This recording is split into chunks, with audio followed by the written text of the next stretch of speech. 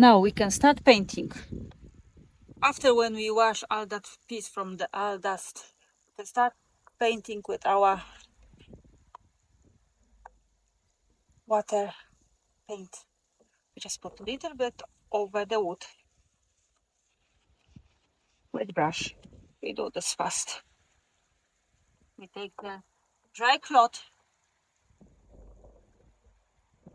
and we wipe off a little bit and let this dry.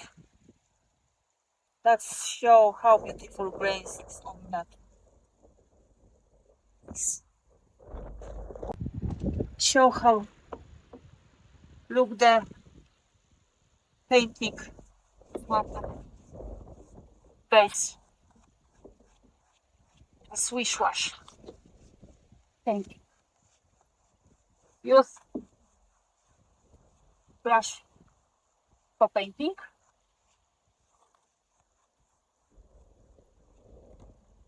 First, I will use the cloth. Just wipe little bit of that paint on that piece and let this dry. I will see how this looks.